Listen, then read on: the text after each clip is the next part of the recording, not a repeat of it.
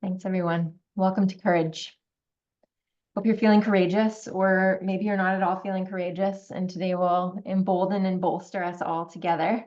Our last session in this Pushing the Boundaries of Public Innovation adventure we've been on.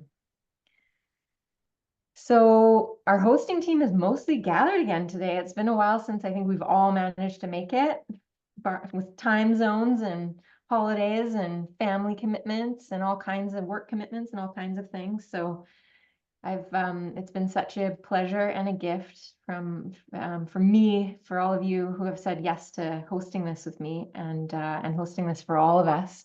I've learned so much from our journey together, and really appreciate you all being here and co-hosting this last session together and these courageous conversations that we're about to have. A reminder of where we've been. We started last fall. We've been through several seasons. Last fall with setting some foundations about what pushing the boundaries of public innovation means to each of us.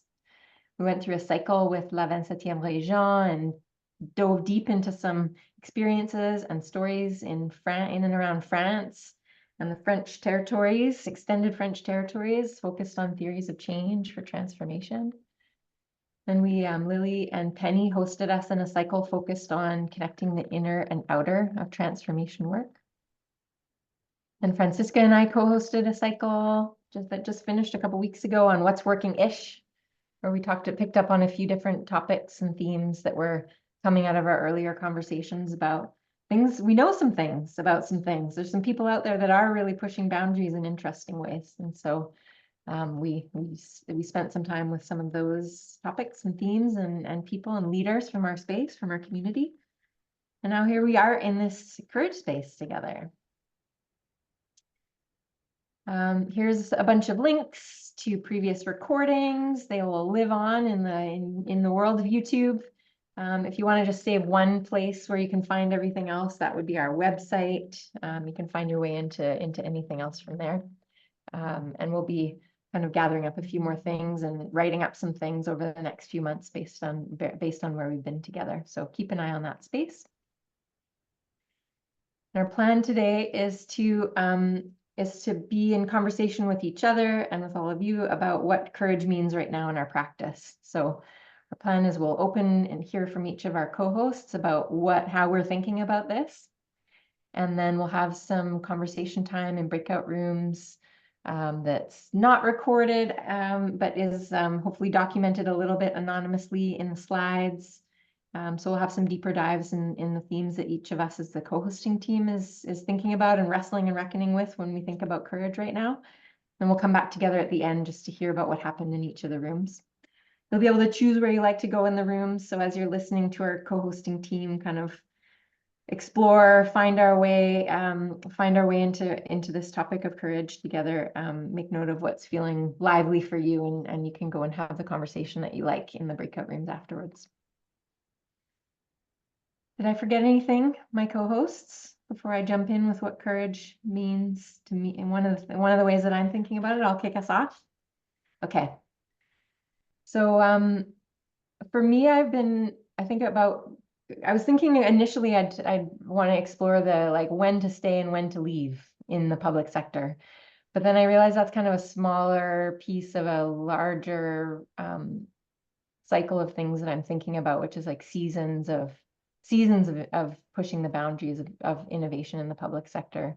So I've been doing this longer. I'm in the middle of, oh, maybe not in the middle. I'm somewhere in this process of writing a longer piece about seasons and cycles of transformation in the public sector.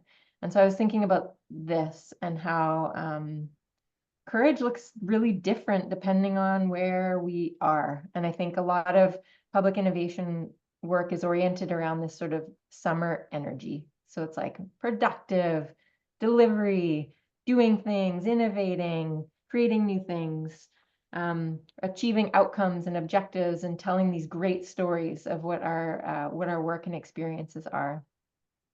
But it's not always, it's sort of this like massive growth and massive productivity. But and courage looks a certain way that's, I think, a bit more visible when we think about it with that kind of summer energy about it. But courage, I've been spending I'm writing into winter, even though we're in summer here, and talking with some dear friends and colleagues who've had really deep wintering experiences that are very courageous. Like, what does it mean to take a leave of absence when you're burnt out? What does it mean to spend some time focused on healing and in yourself and with each, in community with others as we do this hard work? What is it? How do we courageously work with mystery, with not knowing, and be courageous in that space? So that's one of the things that I've been thinking a lot about, is the different kind of seasonal energies of courage in our work. So that's what I want to talk about a bit more with whoever would like to do that with me in the breakouts. Stefan, are you ready to go next? What does courage mean to you right now in your practice? Oh, is it my turn? Yeah. If you're ready, are you ready? I did not really prepare, but I like your idea of seasons, and that the idea that courage depends on the seasons. I think we are entering in a seasons where things are getting worse, at least in France. Maybe you know about our political situation, so it's very connected to public sector innovation, because we work with many civil servants who don't know who will be the next prime minister, maybe a fascist. So it's really scary and very connected to public sector innovation. And what I like with your season presentation is that maybe we enter a moment where we have to shift from a sprint to a marathon, and to maybe stop doing some very visible things and maybe going a bit slower and more on the ground. For instance, the idea that something that we get now is that we are doing a lot of projects, a lot of action research projects with government.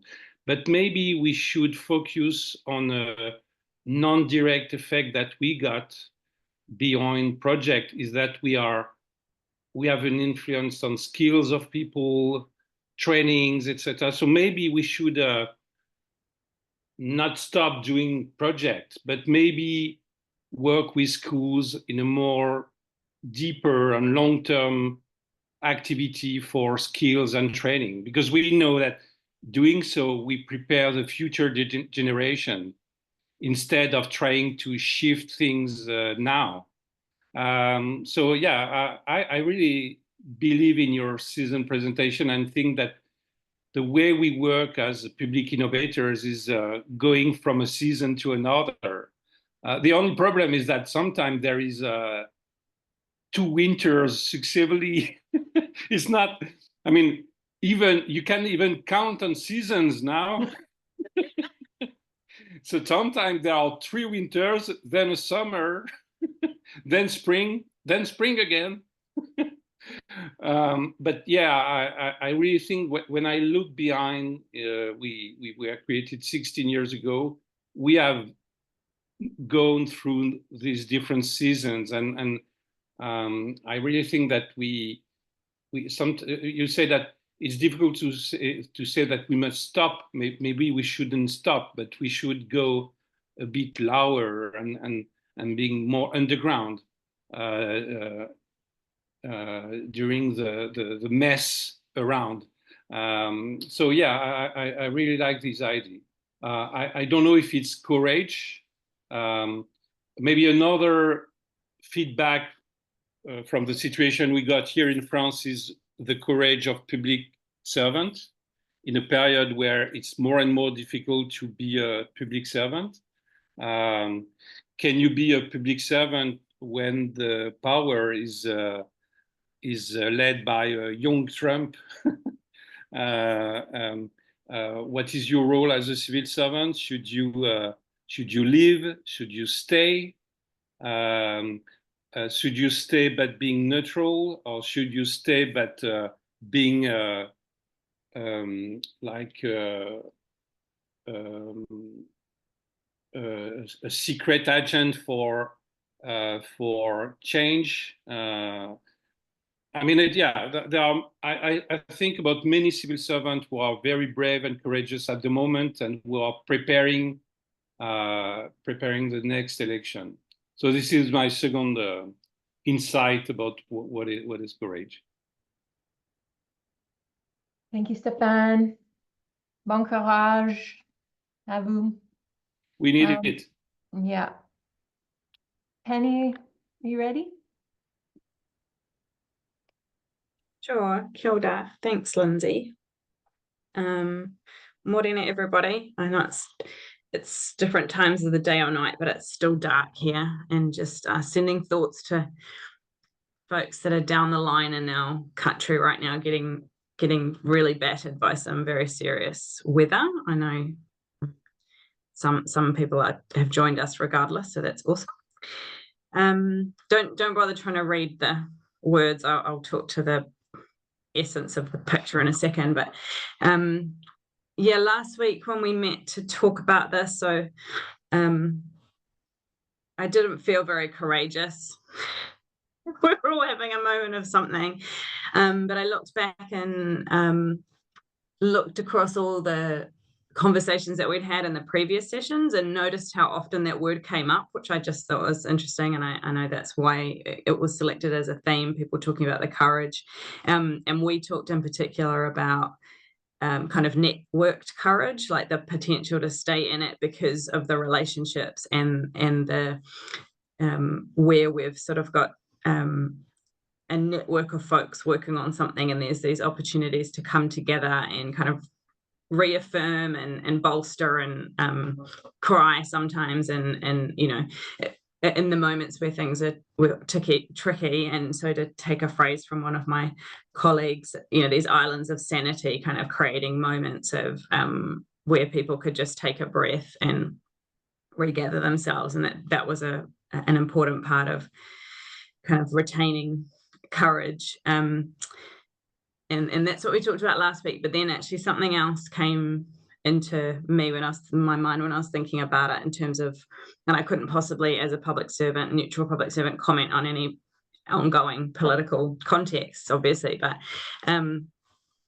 this image is a navigation system, ancient navigation system from the Pacific Islands here, which we're part of in Aotearoa, New Zealand. And this is a massively oversimplification of the navigation system, but it speaks to how you guide across, you know, potentially treacherous seas, and when you're seeking to either find new lands, or you're revisiting islands that you've heard of or know about, and the different phases that occur in that journey. And it's something that's been really helpful for us to utilize with our friends and partners, and for ourselves to understand where you are at different times and what you need to bring. And I just particularly wanted to focus in on the second one, Te Rāpunga, which is, it's a phase where you actually circle and you don't move, because maybe there's storms, or maybe there's the weather's not good, or you're not ready.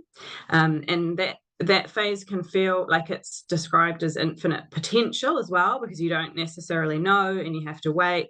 But sometimes it takes a lot of courage to stay circling and be comfortable with that. You can't necessarily see anything. You don't have the right signs or signals or tohu to know which direction to go, so you stay, and often our drive is to like move or make decisions or react or look like we're making progress or doing something, but the most courageous in the long term is actually to sit with it until the signs are clearer, or until you get and to kind of attune your own capacity to recognize the shifts in weather or the shifts in whatever that allow you to make the right choice about the direction. And so I just felt that for some of us, that knowing about that phase has made some of the times that we've had to be in recently easier, because you know that that's what this is. It's a time of te rāpunga, and you're going to have to wait, and there's a lot going on, and you need to look for those signals. So that was yes, islands of sanity and network courage, but also sometimes there's no island, but you kind of sit where in a zone and wait for the right time, rather than exhausting yourself by trying all these different options and things. So yeah, that was my offering for this morning. Thank you, Penny. Lily, are you ready? I had added in a quick slide, so if you wanted to go into the next. No. Oh, maybe it didn't appear. Oh, I have to it's get okay. out. Don't worry about it. I You can see do it in the slide deck because people are linked. But yeah, this is really, really yeah, just a great way to kind of continue the morning. My morning's been spent thinking a lot about seasons, actually, and I started my day at dawn at 4. I woke up at 4 a.m. and went with a few colleagues to take in the sunrise and the early morning at a park that's right on the ocean here, that is co-managed by Tsleil-Waututh peoples and by the District of North Vancouver. And we were thinking all about these things about as we're trying to seed a new iteration of one of our projects that relates to how we might think about climate work and climate adaptation seasonally, and what it means to to kind of return to the rhythms that are working on us as we are part of this world and part of this part of the world. And yeah, so I've been thinking a lot about like the energy of summer and the abundance and like the invitation to practice fullness in this time. And some things that we were thinking about last week as our hosting team was talking about the different dimensions of courage. And what feels really alive for me right now is I guess like thinking about our orientation as innovation practitioners to change, and how we must part of our role is being in relationship to change and adapting and navigating and withstanding what that means. And definitely in the work and kind of in like the work culture where I am, there's a lot of emphasis on what it means to be like bold and ambitious and very outward focusing. And what we're finding in the work that we're trying to do is that it doesn't necessarily feel like the move to be bold and ambitious and outwardly that way feels like it might be a threat to the actual work. And so we're thinking about what it means to actually go more underground and think about what it means to kind of hold this idea of like insurgency within a place or within an institution or whatever it is that you're trying, whatever context you're trying to innovate in. And so like, how do we find each other and thinking about like these mycelial networks of like all that is happening kind of underground, and like how do we go, what can we cultivate and like continue to feed in this underground space. And yeah, and so like there's different moves that looks like, and different ways in which we might like find each other, and it's not necessarily always the most obvious people that we should be talking to, or what you think that we should be kind of like connecting with. So yeah, we've just been, and also thinking about this idea of shape shifting and how we morph into something else, so that although the work might be visible in a different form, the like integrity of the work and the orientation towards transformation still exists. Yeah, so that's kind of what I'm hoping to dive into, is just some different ways in which we've tried to practice going underground and insurgency in our public sector innovation work. I'll leave it at that. Thank you, Lily. Francisca, maybe I'll leave this nice image up while you. I was going to say, I think it's actually a really nice image. Hi, everybody. It's so nice to see you all again. And I think, as Penny mentioned, we, throughout this, I guess this past year or so, we've heard so many instances of courage in this work. So I'm so pleased that we get to explore this a little bit further and intentionally today. And the theme that I really wanted to explore within, the broader idea of courage is how something else that I've kind of heard a lot from the presentations and the conversations is how this approach to public innovation really is a quite a powerful tool for finding common ground. And I was, just looking at the chat and listening to Stefan and Penny and how there's these divisions, these breaks. Somebody wrote "Winter is coming," right? Where there's this fear, there's maybe oppositional forces at play, and how, I think it was in the Alberta Futures work, we really heard that was also the starting point for that work, right? And how through kind of engaging the broadest, a broad set of stakeholders, finding, working through the fears, the wanting to kind of maintain things as they are, and really working with folks and having the conversations and the engagement strategies to really bring people together and find the values that they do share, and then building upon those as a way to bring folks together, because some of the, many of the challenges we're facing really do require a lot of collaboration across divisions, because they're such big problems. And so, I was interested in hearing folks kind of dig a little bit more into that. And it's almost like if we were able to flip this image upside down, and it's bringing that underground work like to the surface, and how from these divisions we start to build connections across, how those roots become the branches in a sense. And I was just speaking with a mayor yesterday from Florida.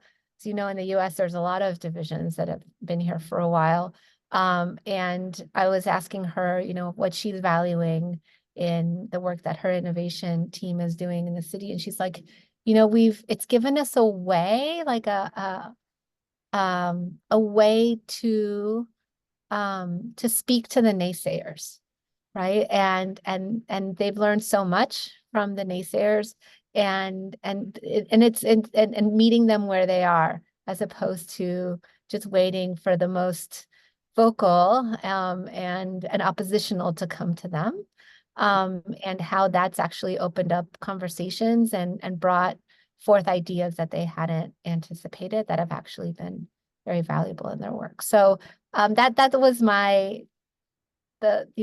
interest in this within this broader topic of courage. And so I'd love to hear other experiences of how this work also helps to bridge differences. That's it.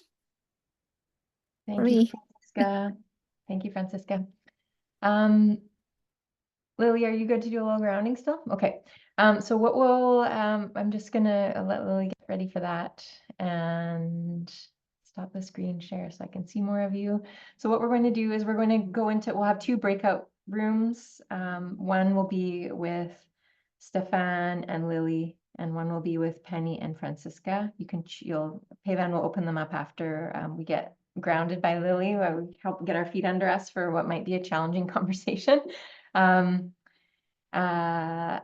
you can choose where you'd like to go after this. So I'll hand it over to you, Lily, for a couple moments to make sure we're here and settled and ready, and then we'll send ourselves off. Thanks, Lindsay.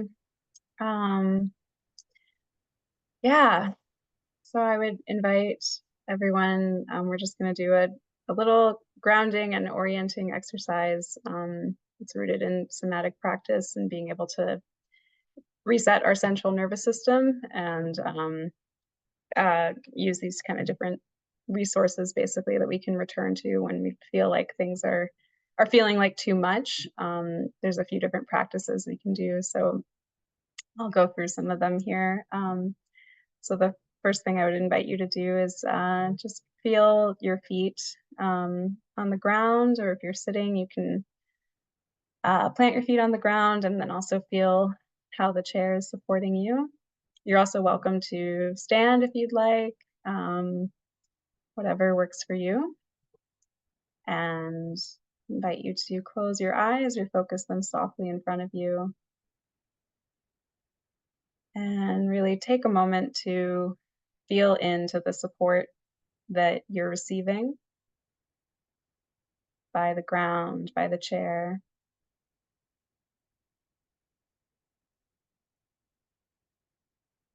Notice if there's any places where you might feel like you're holding a lot, or you're supporting a lot. If there's any places that are tense. And without judging them, just noticing the way in which your body is showing up for you.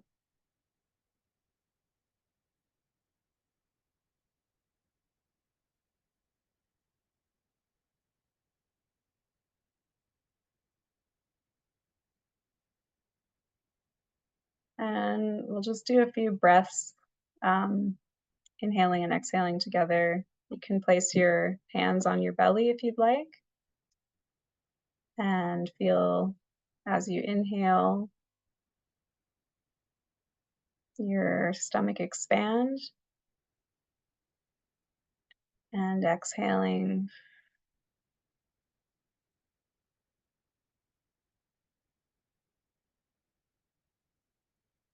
inhale again, feeling your stomach expand. And as you exhale, notice if there's any places that start to soften within your body.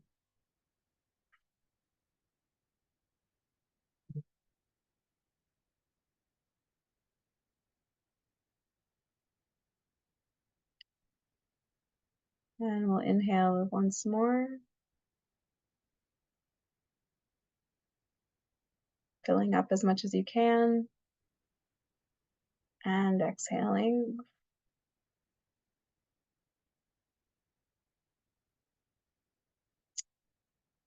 And the next thing I'd invite you to do is you can slowly open your eyes. And there's a practice that is meant to help reset our vagal nerve, which is our nerve that wanders through from our brain down to our gut area, and it wanders through our system. And as a way to just kind of help us orient in space and remind us that we're here, we're safe, we've got ourselves. You're just going to look without moving your head, see how far you can look towards your right. And just what's the furthest thing towards the right that you can take in and see? And just stay there for a few moments.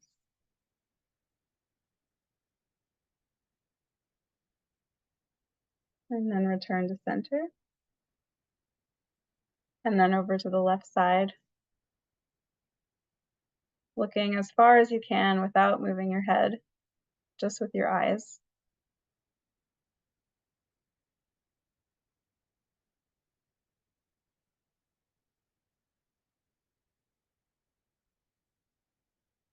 And returning to center. Oh, sorry, I think I'm getting a delivery package, but I would invite you just to shake it out, anything that you're holding, and do whatever else you need to do, any stretching to come back to the space. And I'll be right back, but I'll hand it over to Lindsay. That was perfectly timed, actually, perfectly timed. Thanks, Lily. Okay, I hope you're all feeling a little settled, a little oriented. Got some ground under your feet. So I'll let Pavan open up the rooms. Maybe I'll pause the recording.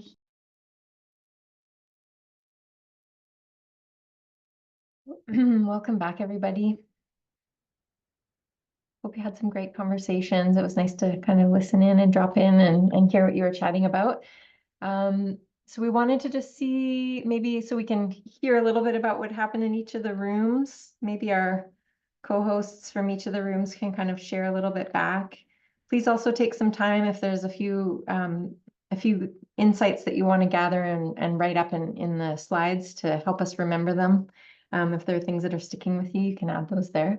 Maybe we'll start with Francisca and Penny's room and just kind of hear a few things that are staying with you from that conversation. I can start, Penny, and then please add, because I think, you know, it was very rich and diverse. So maybe I'm definitely not going to be able to summarize everything, but something that I think we talked about that that I think resonated with all of us, Mikhail brought to the table kind of in courage and the islands of sanity is having the courage and maybe wisdom to not act and to kind of hold space when, you know, as a way to manage, you know, conflict or to also develop a deeper understanding, and how our work does give us the tools to do that, right? It doesn't always require action and moving forward, and that there's kind of questions and learnings that can be part of that courage not to act. I don't know if I did it correctly, but I think that was what I was hearing and taking away from it. Penny, I'm gonna ask for your help. And Thanks, Francisca. Yeah, it was a great conversation. Thanks, everyone. Maybe I'll just to highlight one thing also that Mikhail highlighted, and then it would be great, or if you're happy to talk just tiny bit to that last bit that you spoke of, imagination. I just thought it was a good reminder, this idea of being in silence, and that's something we've been talking about recently too. So as Mikhail was just giving the example of as a micro act, you don't always have to say something, you don't always have to fill that space, and you know, sometimes just being in silence with someone else or for yourself is a really critical act in and of itself, but that can feel wrong, just given what we're so used to in terms of social construct. So you expressed it much better than I just did, but so you might want to add to that. But also, what it would be great to hear, I think, if you want to just talk a little bit to the imagination in terms of tangibility for people to be able to engage in a different way of thinking and being around social justice. Yes, it was most about, like, in the training that I did was name of kind of poetry, introducing poetry in all the process to take images and inspire the process with a road trip or different kind of images that help everyone to introduce in the process and get some courage about how in different stories people could lead with difficulties and go ahead.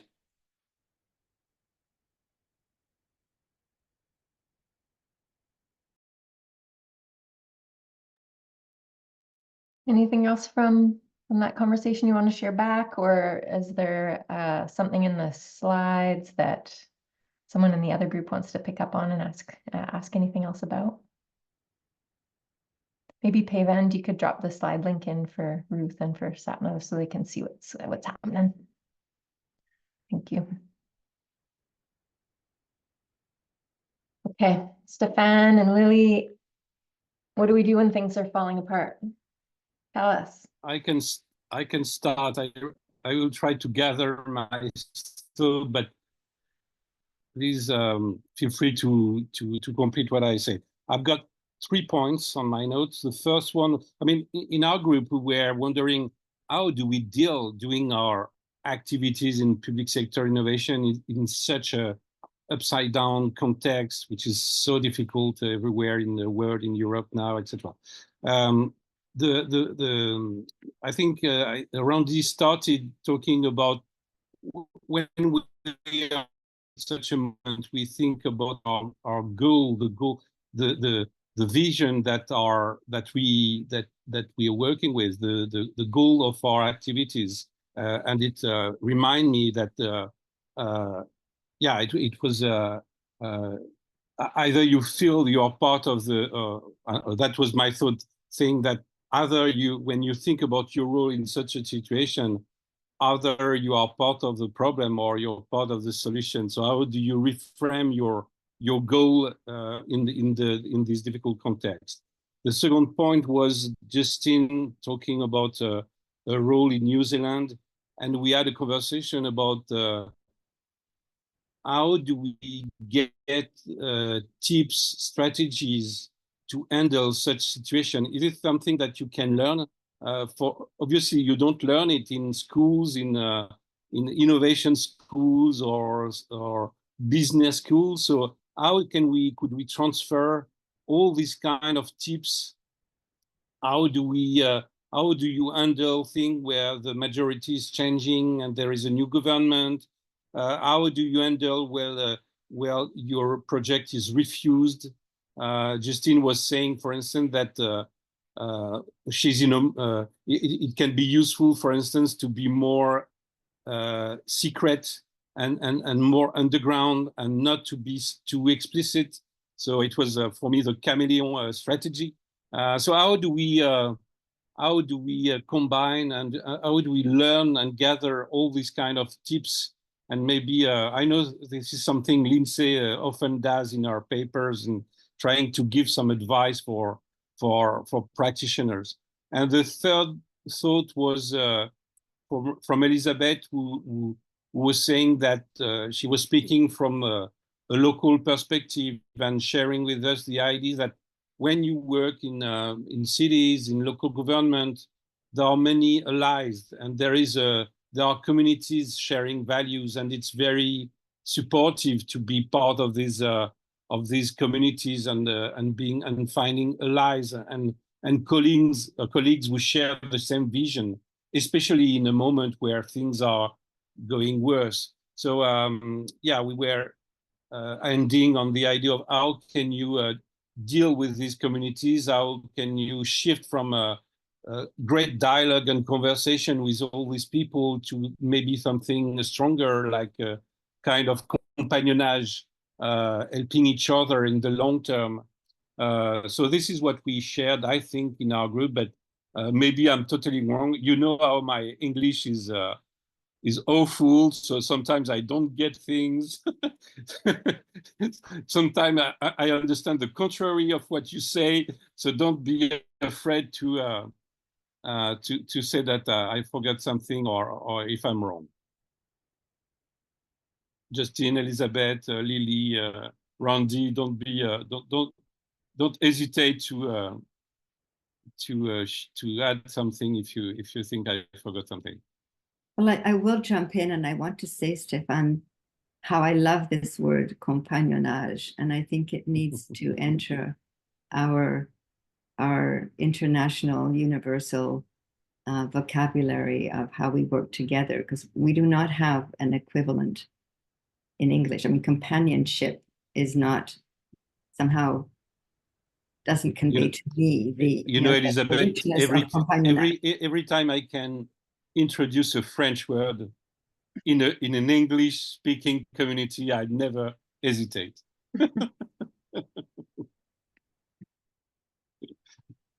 That's great, Stefan. I think one more thing I would add is the part of the conversation that we had around just how we gather up the wisdom across different generations. So there's the wisdom and experience that people who have been in the public sector and like been kind of know the different moves that can be made in terms of shape shifting and using the language of those who might not agree or not share the same values. So like the experience and wisdom that can come from them, as well as the the wisdom coming from younger practitioners that might be new to the institutions they're working in, but coming in with a lot of kind of radical and like knowledge that's oriented towards social movements and activism, and not so worried about calling things out necessarily, or like kind of here to do the things. And yeah, so just how we gather up those different types of wisdom and recognize that there's many like across the generations, there's lots to be learned.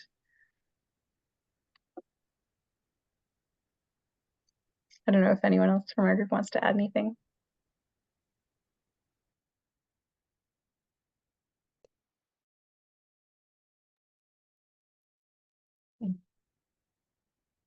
Thank you. Anything else that feels like needs to be said by any of our co-hosts or any of our guests, or Ruth or Sapna? Thank you for joining us when you were able to. Anything about courage that we need to say to feel complete in our discussion today? Well, thanks for having me. I come from the world of sort of event planning and mobility planning for the long term. I'm a generalist placemaker, wayfinder person. I think for me in my practice, and please forgive me if I'm off topic, for me, the curiosity for the topic was, just I find myself confronting clients and having sometimes being a bit intimidated in my advice, but I do end up, I do have to muster courage sometimes to give the most logical and best advice, and even overcome my fear of not being heard or coming across as a bit wacky. So I was curious to hear your angle on courage, and it's so that's my little contribution today. I'm sorry if it's very minor, and I think that's so nice, Sapna. I think what I'm hearing, what you're saying is also a courage to be confident in all the things that we do know, even when it feels super messy. Like there's actually a lot that people working in these spaces of transformation in the public sector that we know that many others who are able to confidently wear suits or armor of professionalism in that context are actually kind of become a bit impervious to learning sometimes. And so I think that's a good reminder for all of us to like really, we do know a lot of things about a lot of things, even if it's not seen yet as valued and valid practice in the context that we're in all the time. We know that it's helpful, and we know that I think we need to feel courageous and confident that we've got good intentions, and we're trying to take us to some good places. Thank you for that. Anyone else have any last words? I've got a reading today to close us, but I want to make sure that everybody's feeling satisfied. I'm just writing a quote to share from an Indigenous leader in New Zealand, and I'm just putting it in the chat because it's he talked about courage being simply the deep breath you take before a new beginning. So I'll just put this in the chat for you. Thank you, Justine. Go ahead, Ruth. Yeah, sorry, just wanted to say hello. Sorry, I joined you late. I got the timing wrong. So yeah, I'm in Switzerland over in Europe, and yeah, I'm working in the UN, United Nations system, sort of for the last decade, trying to bring new approaches and sort of build movements for systems change in that space in different ways. And yeah, courage just is one of those really core things I keep coming back to, and it's one of the values we have for this innovation fellowship, which I'm setting up at the moment, alongside care, curiosity, creativity. So we have lots of C's, but courage is up there. And community, that's what I'm missing anyway. Because I just think it's very essential. And I think also I guess Brené Brown, some of you probably like her or not, but that work on, like you mentioned, the armor, and also kind of, when do you put your heart back on the line again once you've put it on and it's been hurt, and pick yourself up and go in with your whole heart again. I think that's something I've sort of related to from a courage perspective over time in these spaces. So, but yeah, I hope to catch the conversation after the fact, but it was nice to hear some glimpses from the rooms anyway, and nice to see you all. Thank you, Ruth. Thank you for that quote, Justine. Okay. Anyone else before I read us out for today? Payvan was talking about courage when we first got together to plan this. Payvan was describing courage in a similar way, I think, to you just did, Ruth. So that's really nice, beautiful, circling back to that.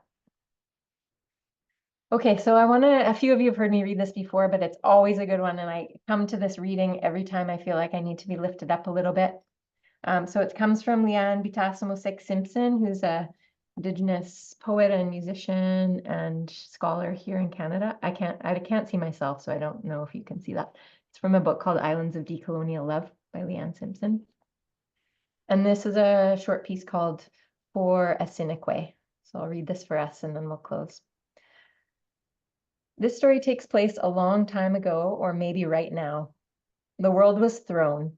The mother was shaken so hard that everything cracked, shattered. We cracked. Everything fell to the ground in thousands of pieces.